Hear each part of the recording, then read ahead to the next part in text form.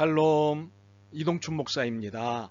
오늘도 여러분의 삶이 주님의 평안으로 가득하시길 기원하며 하나님의 말씀을 나누겠습니다. 오늘 주시는 말씀은 시편 11편 1절에서부터 7절의 말씀입니다. 내가 여호와께 피하였거늘 너희가 내 영혼에게 새같이 내 산으로 도망하라 함은 어찌함인가. 악인이 활을 당기고 화살을 시위에 먹이며 마음이 바른 자를 어두운 데서 쏘려 하는도다. 터가 무너지면 의인이 무엇을 하랴. 여호와께서는 그의 성전에 계시고 여호와의 보좌는 하늘에 있으며 그의 눈이 인생을 통촉하시고 그의 안목이 그들을 감찰하시도다. 여호와는 의인을 감찰하시고 악인과 폭력을 좋아하는 자를 마음에 미워하시도다. 악인에게 그물을 던지시리니 불과 유황과 태우는 바람이 그들의 잔에 소득이 되리로다. 여호와는 의로우사 의로운 일을 좋아하시나니 정직한 자는 그의 얼굴을 배우리로다. 아멘. 시편 11편 1절로부터 7절 말씀을 본문으로 흔들리는 우리, 흔들리지 않으시는 주님이라는 제목으로 말씀을 나누도록 하겠습니다. 유혹은 남을 꿰어서 그릇된 마음을 품거나 그릇된 행동을 하게 하는 것을 뜻합니다. 유혹의 목적은 그릇된 마음을 품고 그릇된 행동을 하게 하려는 것이지요. 그러니 유혹은 옳지 않은 못된 짓입니다. 그런데 이 유혹은 매우 그럴듯합니다. 더욱이 매력적입니다. 또한 그 어느 것보다도 진짜처럼 보입니다. 그러나 유혹은 거짓이고 사기입니다. 바로 이 유혹에 모든 인생이 무한정 노출되어 있습니다. 예외가 없습니다. 이유가 있습니다. 인류의 타락이 이 유혹으로부터 시작되었기 때문입니다. 아담과 하하가 죄를 짓게 된 것은 뱀의 유혹에 넘어갔기 때문이지요. 이 유혹자의 말은 그럴듯했고 매혹적이었습니다. 하나님의 진심과 말씀을 의심하게 만들었습니다. 대신에 유혹자의 말을 신뢰하게 만들었습니다.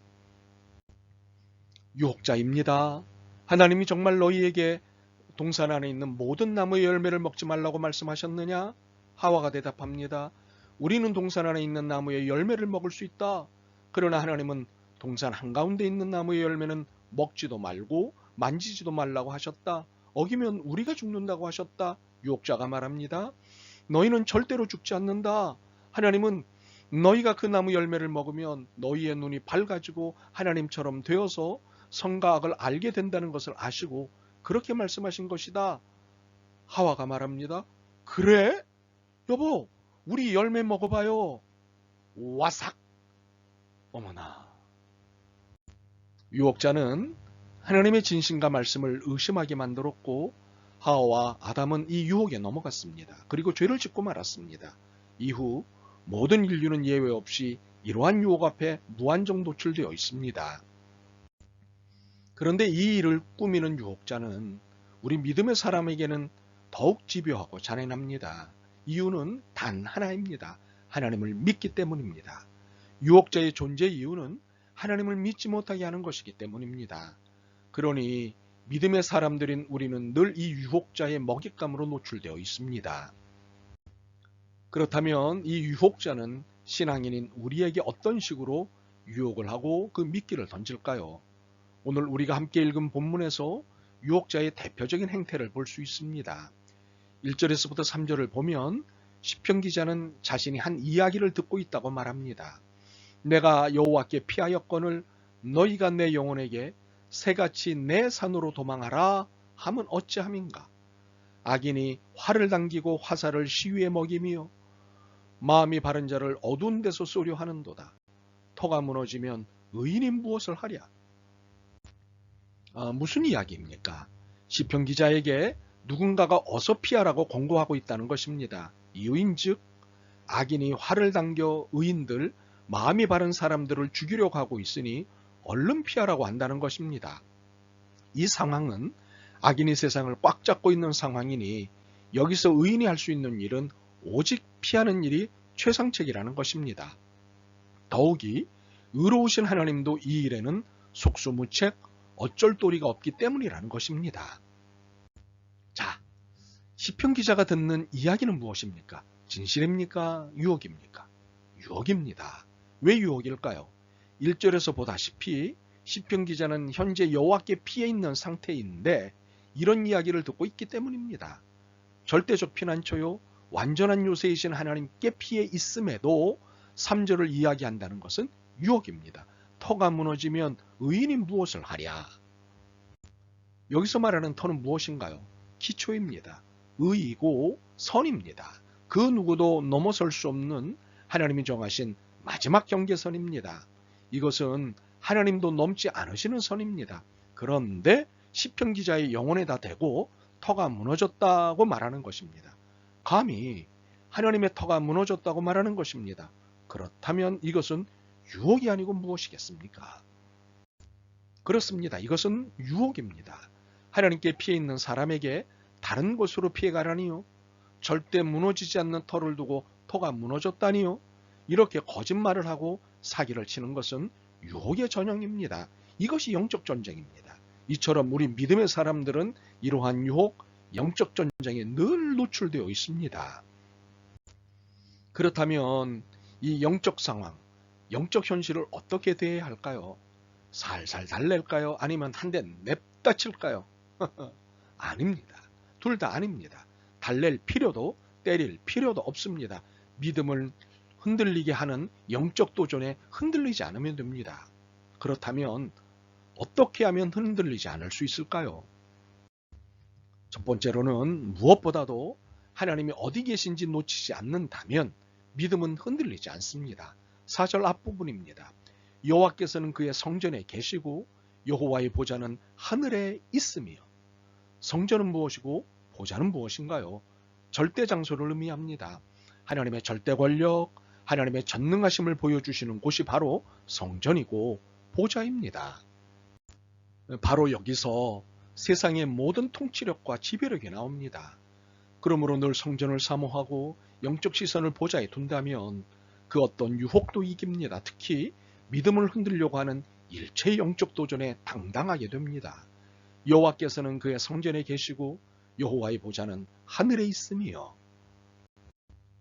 두 번째로는 하나님이 현재 무엇을 하고 계신지를 안다면 믿음은 흔들리지 않습니다. 4절 뒷부분과 5절입니다. 그의 눈이 인생을 통촉하시고 그의 안목이 그들을 감찰하시는도다. 여호와는 의인을 감찰하시고 악인과 폭력을 좋아하는 자를 마음에 미워하시도다. 통촉은 눈여겨본다, 살피고 꿰뚫어 본다는 뜻입니다. 감찰은 살펴 가려내는 것을 뜻합니다. 그러므로 하나님은 이 땅의 모든 사람들을 살피고 꿰뚫어 보시면서 선과 악을 가려내시는 하나님이십니다. 특히 하나님의 이 행위는 24시간 365일 쉬지 않으신다는 사실입니다. 시편 121편은 이렇게 설명합니다. 이스라엘을 지키시는 이는 졸지도 아니하시고 주무시지도 아니하시리로다. 밤낮으로 이 땅의 모든 것을 살피고 꿰뚫어 보시면서 선과 악을 가려내시고 악한 것들을 제거하십니다. 본문의 6절입니다. 악인에게 그물을 던지시리니 불과 유황과 태우는 바람이 그들의 잔에 소득이 되리로다. 말이 헷갈리게 번역됐죠. 새 번역으로 읽겠습니다. 불과 유황을 악인들 위에 비오듯이 쏟으시며 태우는 바람을 그들의 잔에 몫으로 안겨주신다. 하나님은 반드시 악과 악인들을 제거하십니다. 물론 이 모든 계획표는 하나님께 있습니다.